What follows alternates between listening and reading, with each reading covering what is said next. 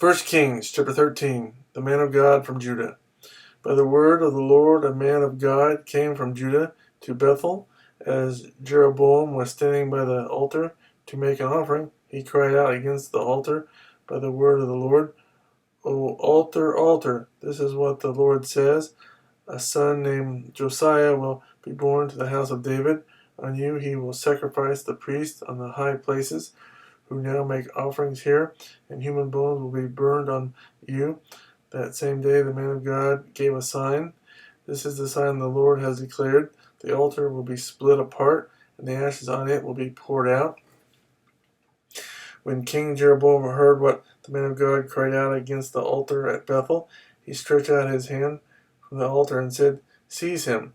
But the hand he stretched out toward the man shriveled up, so that he could not pull it back. Also the altar was split apart, and its ashes poured out, according to the sign given by the man of God, by the word of the Lord.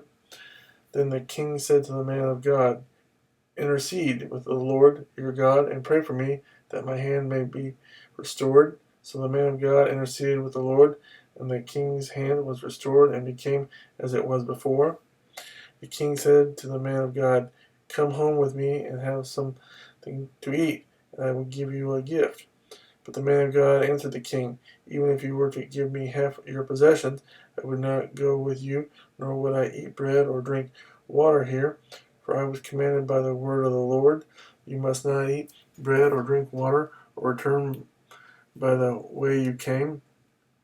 So he took another road, and did not return by the way he had come to Bethel. Now there was a certain old prophet living in Bethel, whose sons came and told him all that the man of God had done there that day. They also told their father what he had said to the king. Their father asked them, Which way did he go? And his sons showed him which road the man of God from Judah had taken. So he said to his sons, Saddle the donkey for me.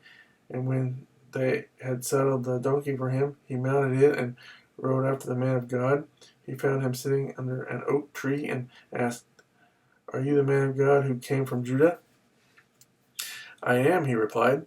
So the prophet said to him, Come home with me and eat.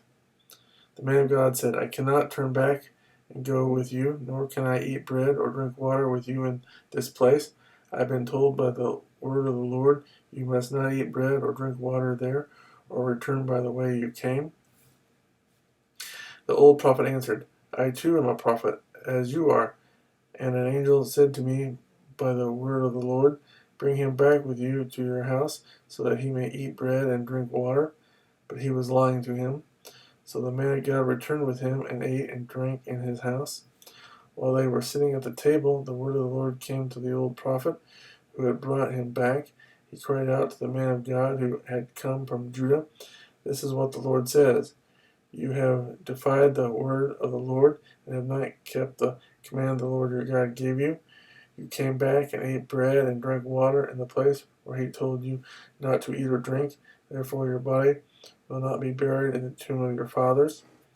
When the man of God had finished eating and drinking, the prophet who had brought him back saddled his donkey for him.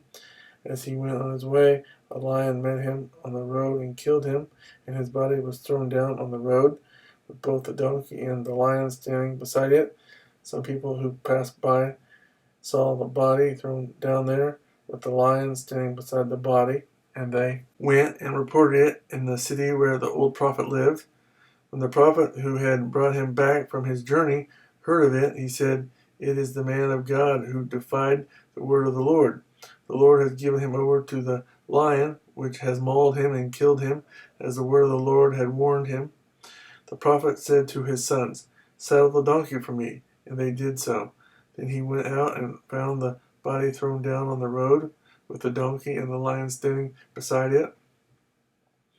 The lion had neither eaten the body nor mauled the donkey. So the prophet picked up the body of the man of God, laid it on the donkey, and brought it back to his own city to mourn for him and bury him. Then he laid the body in his own tomb, and they mourned over him and said, "O my brother." After burying him, he said to his sons, "When I die, bury me in the grave where the man of God is buried.